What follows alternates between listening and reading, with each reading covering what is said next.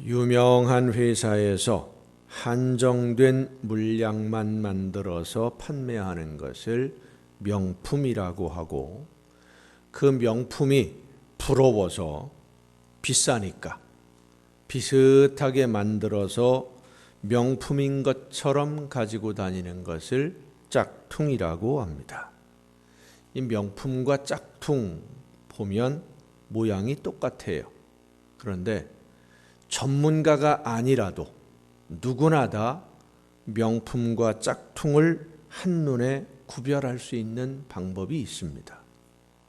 비가 오는 날 갑자기 비가 쏟아지는데 우산이 없을 때 비를 가린다고 가방으로 머리를 가리고 뛰어가면 그건 짝퉁입니다.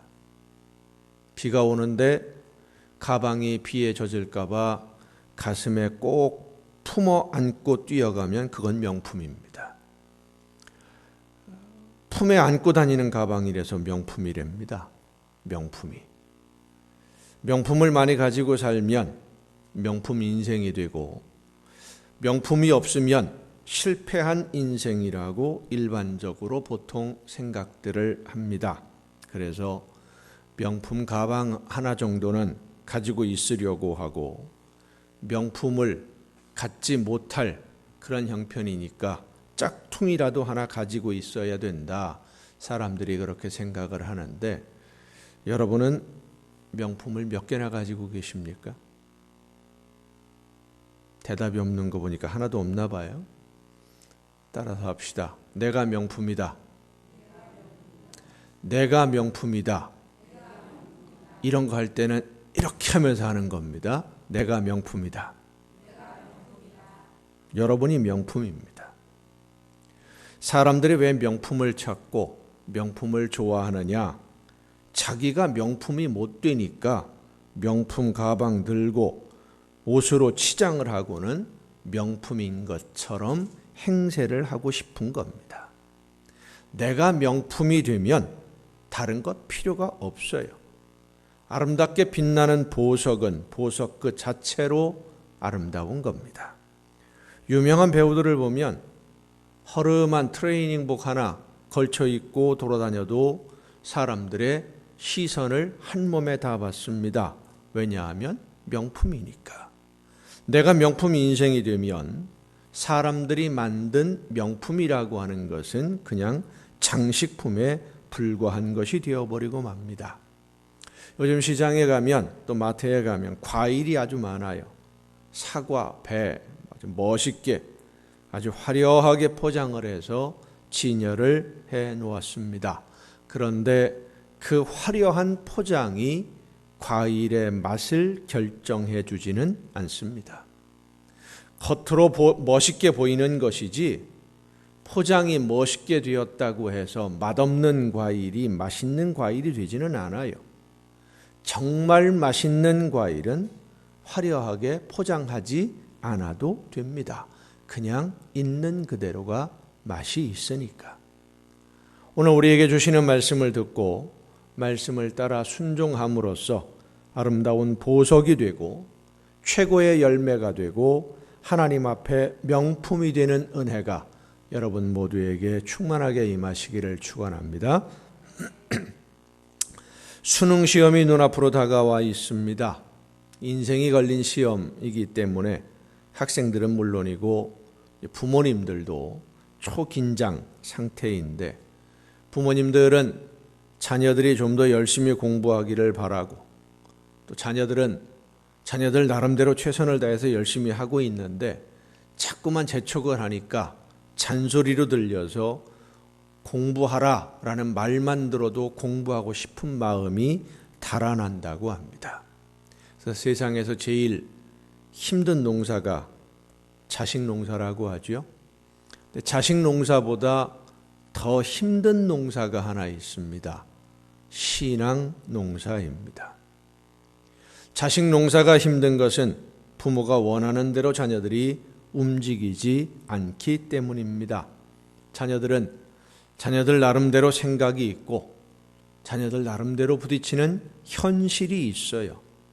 부모가 부딪히는, 그리고 부모가 생각하는 삶의 현실과 자녀들이 생각하는 현실이 달라요. 다르다 보니까 현실을 바라보고 미래를 생각하는 생각이 다르니까 공부에 대한 관점도 달라요.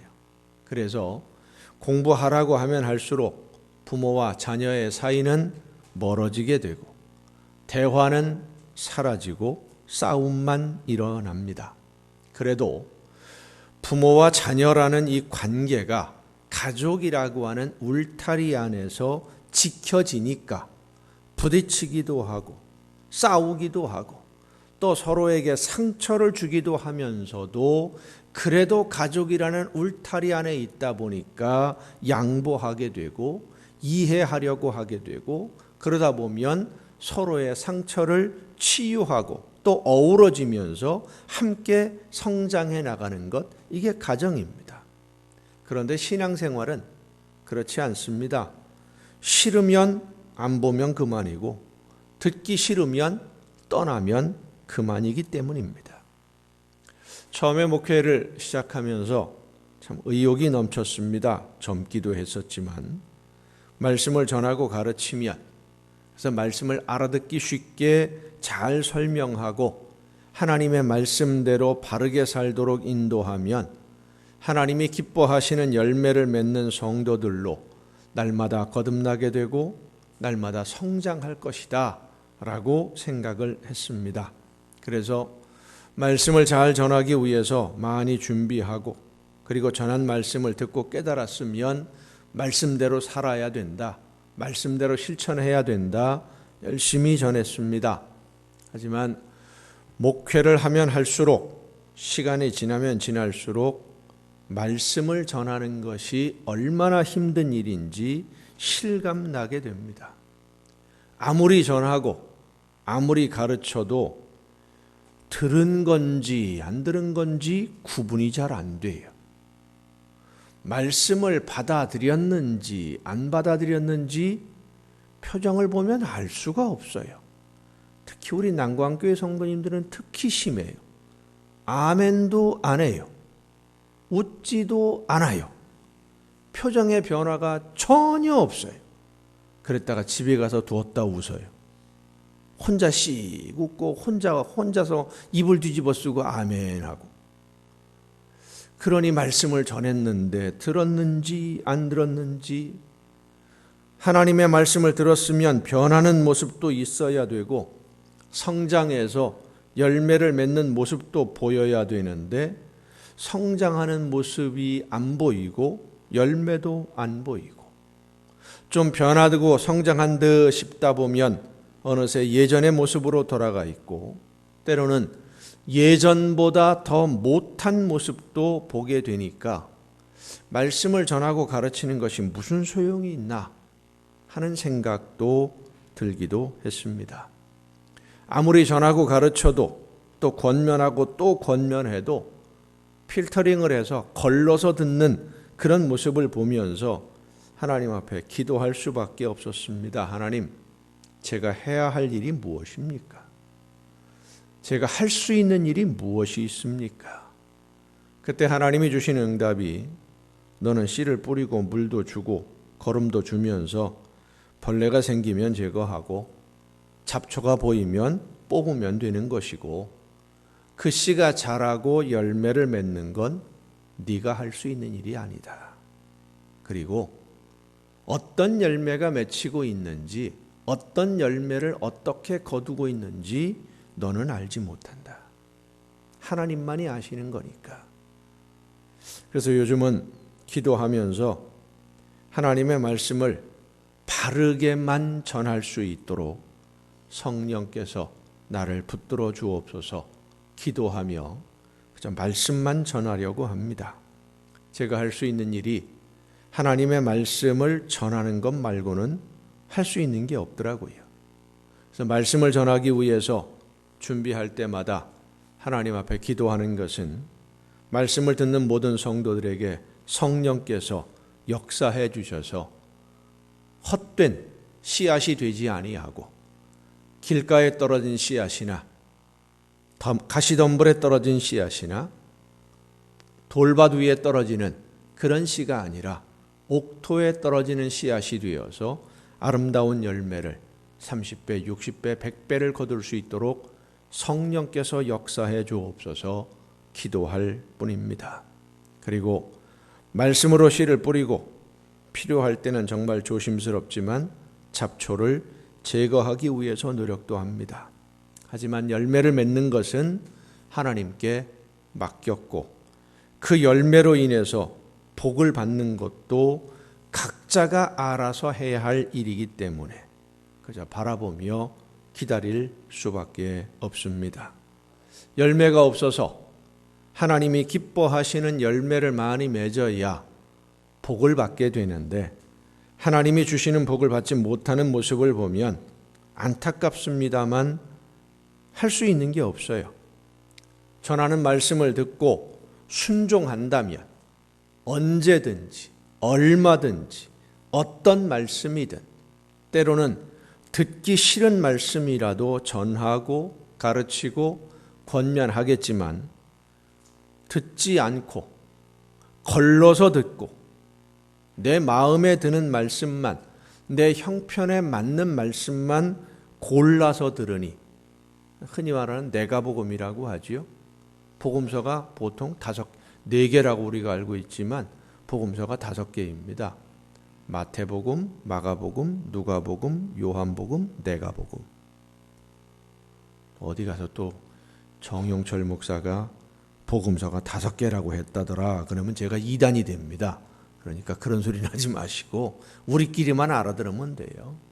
내가복음, 내 마음에 맞는 내 기분에 좋은 내 형편에 맞는 복 받아라 잘 될 거다 그런 것들만 골라서 편집을 해서 들어요.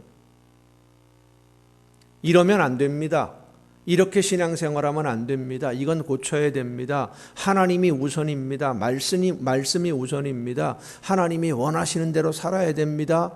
그거는 귀를 딱 닫아막고 안 들어요. 열심히 얘기해서 듣게 하면 오른쪽으로 들어왔다 왼쪽으로 쑥 빠져버리고 말아요. 잊어버리고 말아요. 걸러버리는 거예요. 내 편한 대로만 내가 좋아하는 것만 들으니까. 그래도 또 오늘도 여러분에게 말씀을 전하려고 합니다. 하나님이 저에게 맡겨주신 사명이고 열매를 맺어야만 우리가 하나님이 주시는 은혜와 복을 받을 수 있기 때문에 우리 믿는 성도들이 하나님이 기뻐하시는 열매를 맺을 수 있는 가장 중요한 원칙 몇 가지를 이 시간 전하고자 합니다. 우리 성도들이 하나님이 기뻐하시는 열매를 많이 맺고 또 그 열매로 인해서 하나님이 주시는 복을 많이 받을 수 있도록 안내하는 역할을 하는 것이 제가 해야 할 일이기 때문에 여러분 하나님의 말씀을 듣고 말씀대로 순종하면 하나님이 주시는 복을 받을 줄로 믿으시길 바랍니다. 아멘을 크게 해도 돼요. 이런 때는 혼나는 거 아니니까.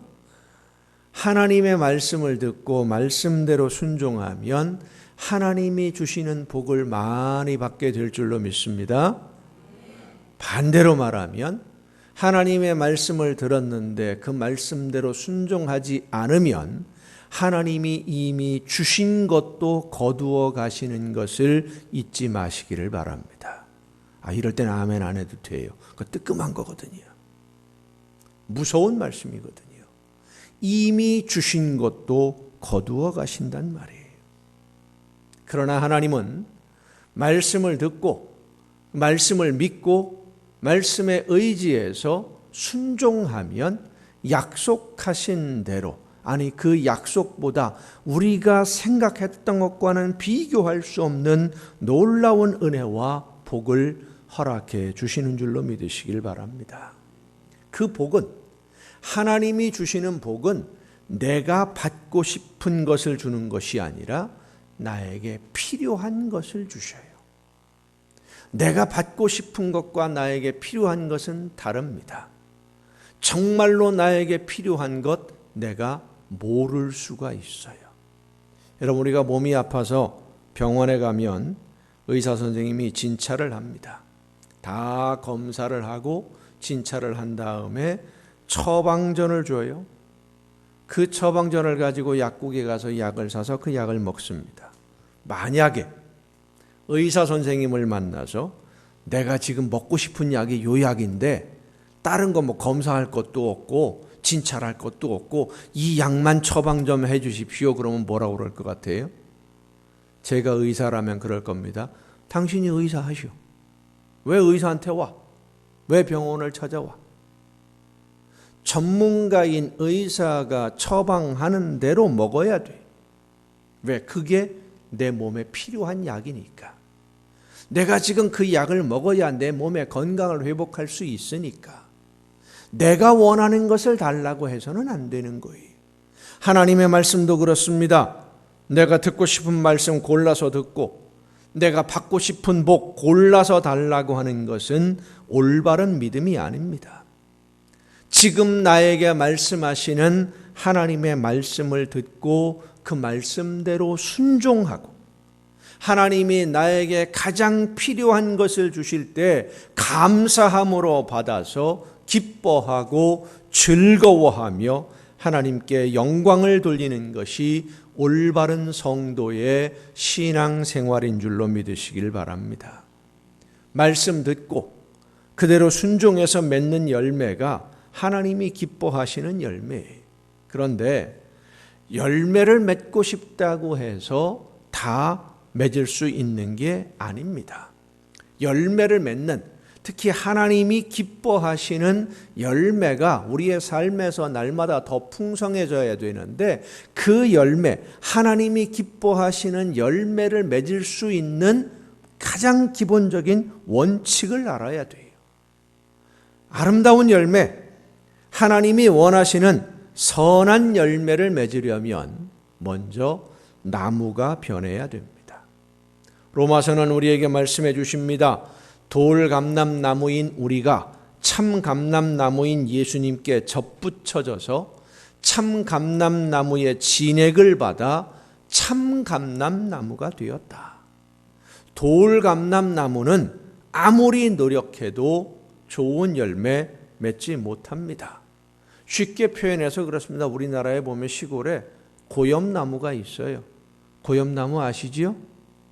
고염나무는 아무리 열심히 노력해도 거름을 많이 빨아들여서 열심히 노력을 해도 고염만 많이 맺혀지지 절대로 감을 맺지 못합니다. 감이 열리지 않아요. 고염나무에 감이 열리고 싶으면 밑둥부터 잘라버리고 감나무를 접붙여야 나무가 달라져야 나무가 감나무가 되어야 감이 열리는 거예요. 예수님은 마태복음 7장 16절에서 가시나무에서 포도를 또는 엉겅퀴에서 무화과를 따겠느냐 말씀해 주십니다. 당연한 말씀이지요. 메마르고 척박한 땅에서 자라는 가시나무에 포도가 열릴 수가 없지 않습니까?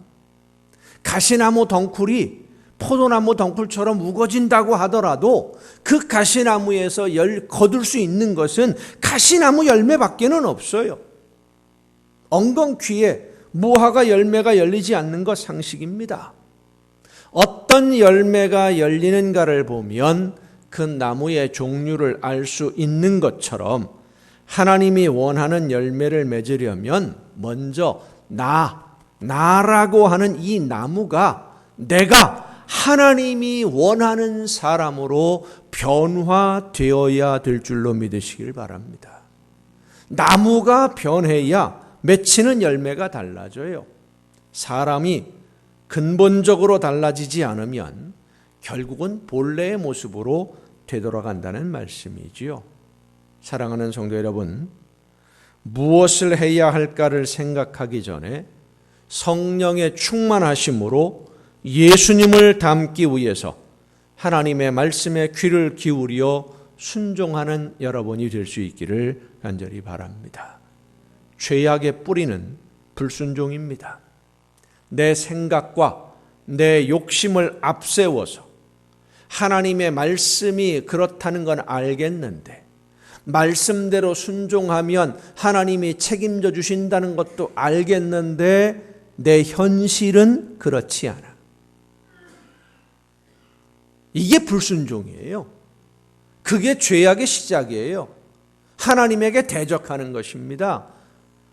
하나님이 원하시는 게 뭔지는 알겠는데 나는 그렇게 못할 것 같아. 나는 그렇게 할 수가 없어. 내 형편이 그렇게 안 돼. 이렇게 말하면서 하나님의 말씀에 불순종하는 것이 바로 죄의 뿌리예요. 이런 불순종의 모습을 그대로 가지고 있으면 아무리 노력해도 하나님이 원하시는 열매를 맺을 수 없다는 겁니다. 하지만 나무가 변하면 열매는 나무를 따라서 변합니다. 나무인 내 자신이 변하기 위해서, 밭이 변하기 위해서 성령의 도우심을 간구하는 여러분 모두가 될 수 있기를 간절히 바랍니다. 사람은 아무리 노력해도 근본적으로 변하지 않습니다. 우리 아이가 달라졌어요 라는 프로그램이 있었어요. 사고뭉치 아이들을 훈련시켜주는 것을 보여주는 그런 프로그램인데, 훈련을 통해서 행동이 금방 달라져요. 그런데 여러분, 행동이 금방 달라질 수 있겠지만 그 본성은 변하지 않습니다. 본질적으로 달라지지 않아요.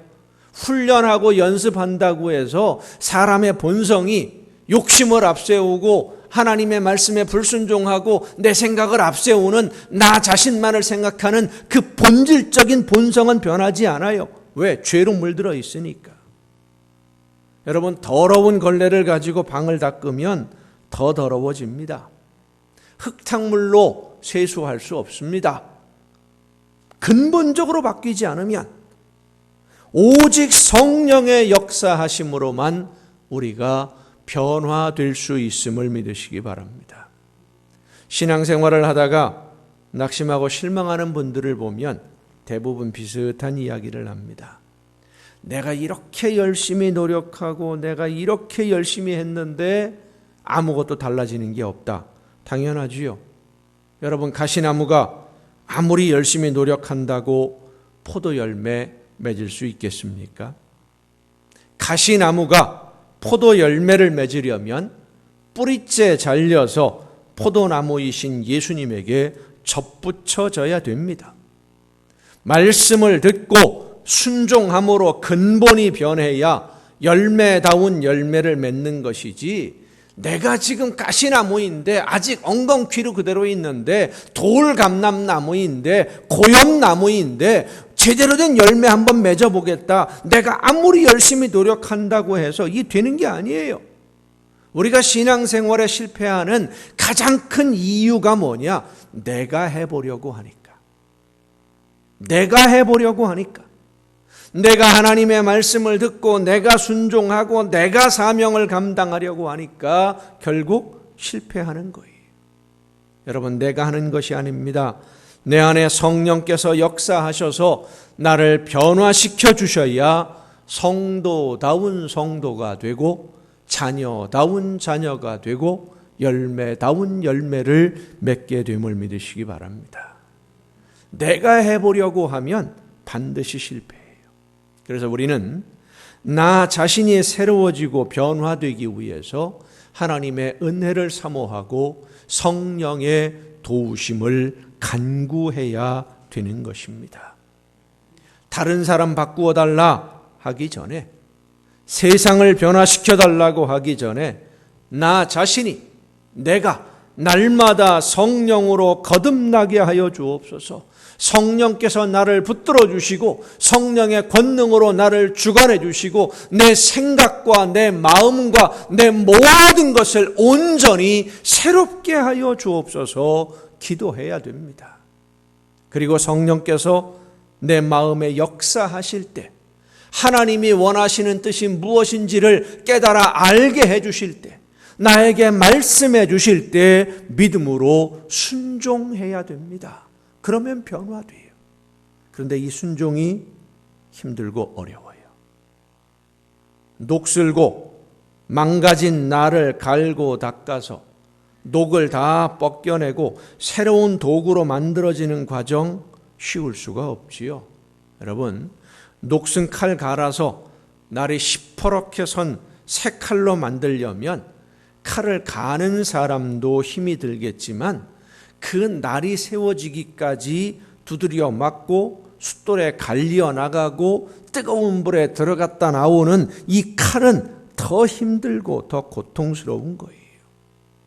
성령께서 우리 모두를 갈고 닦아서 제대로 된 도구로, 아름다운 열매를 맺는 나무로, 자녀다운 자녀로 변화시켜 갈 때에 그 손에 나를 온전히 맡길 수 있는, 어떤 고통과 어떤 힘든 시련이 있다 할지라도, 어떤 아픔이 있다 할지라도 하나님의 손에 온전히 나를 맡기는 여러분 모두가 될 수 있기를 간절히 바랍니다. 주님의 손에 나를 맡기는 것이 순종입니다. 그리고 순종했을 때 우리는 가시나무가 아니라 포도 열매를 맺는 포도나무로 변화될 것입니다. 내가 변하는 것이 아니라 변화되는 거예요. 내가 하는 것이 아니에요. 성령께서 나를 변화시켜 주심에 내가 따라감으로 순종하는 거예요. 오직 성령이 너에게 임하시면 너희가 권능을 받고 예루살렘과 온 유대와 사마리아와 땅끝까지 이르러 내 증인이 되리라. 예수님이 말씀하셨습니다. 그렇습니다. 되는 거예요. 증인으로 일하라 하지 않으셨습니다. 증인이 되어라 하지도 않으셨습니다. 성령의 역사하심에 순종하면 되는 거예요. 그저 되는 거예요. 순종만 하면. 그렇다고 변화시켜 주실 때까지 아무것도 하지 않아도 되는 것이 아닙니다. 순종의 결단이 있어야 됩니다. 무엇을 말씀하시든지 제가 따르겠습니다 하는 결단이 있어야만 하고, 주님께서 성령의 역사하심으로 내 심령 속에, 내 마음 속에 말씀해 주실 때 즉시 순종하는 이 순종이 우리의 삶을 변화시켜 주시는, 성령의 능력을 우리에게 부어주시는 문이요 열쇠임을 믿으시기를 바랍니다. 찰스 모레이라고 하는 1960년대 미국의 올림픽 다이빙 대표 선수가 있었습니다. 그 친한 친구가 여러 번 예수님을 믿으라고 복음을 전했습니다마는 기독교 가정에서 자라지 않은 그 배경 때문에 예수님을 영접할 마음이 없어요. 예수님에 대해서는, 복음에 대해서는 관심도 있고 궁금하기도 한데 예수님에게 내 모든 삶을 다 맡기고 내 인생의 목표를 예수님으로 인해서 다시 정하고, 이게 싫은 거거든요. 올림픽 대표 선수인데 메달도 따야 되고 부귀 영화를 누릴 수 있는 명예가 있는데 이거 모든 것을 다 포기해야 된다? 그럴 마음이 없는 거예요. 그래서 자꾸 복음을 전하는 친구를 피하기 시작을 했고 오랫동안 만나지 않게 됩니다. 겨울의 문턱이 다가왔을 때 하루는 밤이 늦도록 잠이 안 와요. 낮에 새로운 폼을 연습을 했는데 이게 안 되거든요.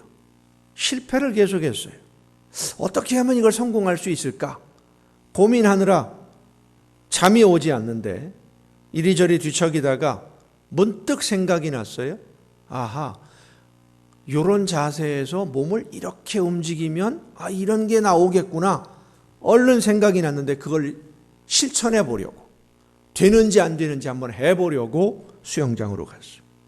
불이 다 꺼져 있는데 하늘에 구름이 하나도 없이 달이 아주 밝습니다. 천정이 유리로 되어 있어서 수영장을 달빛이 환하게 비추고 있는 거예요. 환하니까 굳이 불을 켜도 켜지 않아도 될 것 같아서 20m 높이의 다이빙대로 올라갔습니다. 뒤로 돌아서서 수영장을 뒤로 하고 폼을 딱 잡는 거예요. 자기 폼이 그거니까. 수영장을 뒤로 하고 돌아서서 자세를 딱 잡고 뛰려고 손을 딱 들었는데 바로 그 순간 달빛이 자기 몸에 비추어서 앞에 벽면에 그림자가 비치는데 십자가가 보이는 거예요. 자기의 그림자가. 이 그림자의 모습이 머레이에게는 예수님의 십자가로 보였어요. 두 손을 들고 호흡을 가다듬고 이제 뛰려고 하는 그 순간에 달빛에 비춰진 자신의 그림자가 나를 대신해서 고난당하시는 예수님의 모습으로 보였어요. 그 순간 이 머레이의 가슴이, 심장이 쿵쾅거리기 시작합니다. 예수님이 나를 대신해서 십자가 지셨다는 사실이 그의 가슴에 강하게 부딪혀왔고 더 이상 견디지 못하고 그 자리에 주저앉아 울며 기도합니다. 주여, 이 죄인을 구원하옵소서. 얼마나 시간이 흘렀는지 기도하고 있는데 갑자기 수영장에 불이 폭 켜졌어요. 아무도 없는 한밤중에 수영장에서 이상한 소리가 나니까 순찰을 돌던 경비원이 이게 뭔 일인가 싶어가지고 불을 켠 거예요. 불을 딱 켜고 보니까 수영장에 물이 하나도 없어요. 수리를 하기 위해서 물을 다 뺀 거예요. 맨 시멘트 바닥에. 만약에 이 머레이라는 선수가 자신의 그림자를 예수님의 십자가로 보여지는 그 순간 성령의 역사하심에 순종하지 않았다면, 성령께서 말씀해 주시고 감동 주실 때 그 말씀에 순종하지 않고 외면했더라면, 그래서 자기가 원하는 것을 얻기 위해서 그대로 뛰어내렸더라면 죽을 수밖에 없었는데, 성령께서 그 마음을 움직여 주시고 역사하시는 그 위험한 순간에 순종하니까, 성령의 역사하심에 순종하니까 그에게 새로운 삶을 허락해 주셨고 주님과 함께하는 놀라운 은혜를 누리게 된 것입니다. 오늘도 하나님은 우리에게 말씀해 주십니다. 우리의 삶을 새로운 삶으로, 지금보다 훨씬 더 높은 하나님이 기뻐하시고 하나님이 원하시는 역사를 이루는 그런 삶으로 나아갈 수 있도록, 선한 열매를 거두는 삶으로 나아가도록 오늘도 우리에게 성령께서 역사해 주십니다. 그 말씀에 순종하는 자만이 변화되어지고 하나님이 기뻐하시는 좋은 열매를 맺는, 그래서 마지막 순간에 하나님 앞에서 기뻐하며 찬양하는 아름다운 자녀로 인정받을 수 있게 될 줄로 믿습니다. 사랑하는 성도 여러분, 잘 알면서도 내가 원하는 대로 안 되는 것이 신앙생활입니다. 말씀을 듣고 순종하려고 결심을 했는데 실제 내 생활 속에서 그대로 실천되지 않는 경우가 참 많아요. 우리 일상생활도 그렇지 않습니까?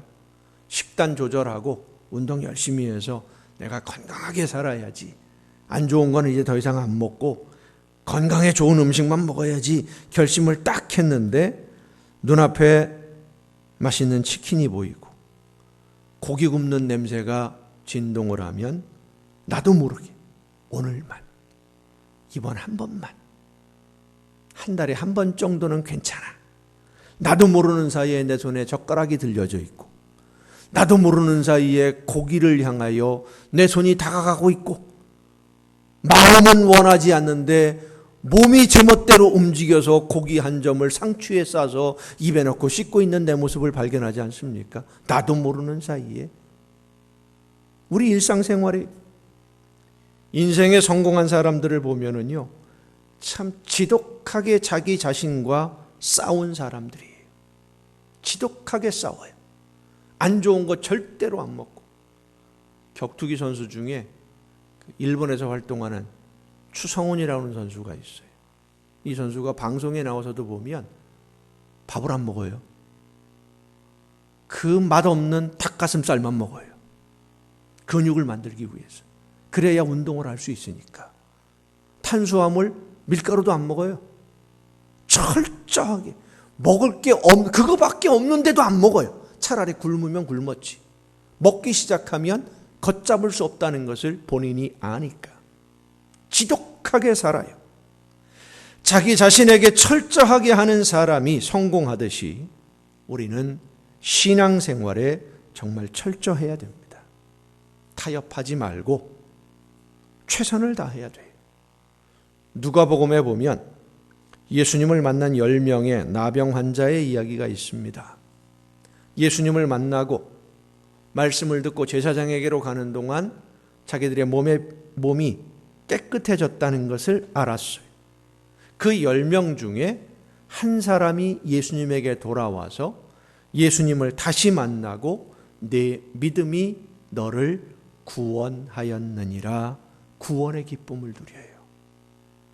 하나님의 은혜를 받았고 예수님의 사랑을 받았고 성령의 역사하심을 경험한 10명 중에 단 한 사람. 그렇습니다. 오늘도 하나님의 은혜와 우리 주님의 그 놀라우신 사랑과 성령의 역사하심을 충만하게 경험하고도 그 역사하심을 따라 순종함으로 변화되어서 하나님이 원하시는 열매를 맺는 사람 10명 중에 한 명도 될까 말까입니다. 많지 않습니다. 저는 우리 성도들이 하나님이 원하시는 열매를 맺는 성도, 그 10명 중에 단 한 명밖에 없었지만 오늘 우리 모든 성도들이 하나님이 기뻐하시는 열매를 맺는 삶으로 변화되어지기를 간절히 바랍니다. 이름만 성도요, 교회 다니는 사람이 아니라 하나님이 기뻐하시는 열매를 늘 풍성하게 맺음으로 명품 성도가 되어서 하나님께 기쁨을 드리는 여러분 모두가 될 수 있기를 예수님의 이름으로 축원합니다.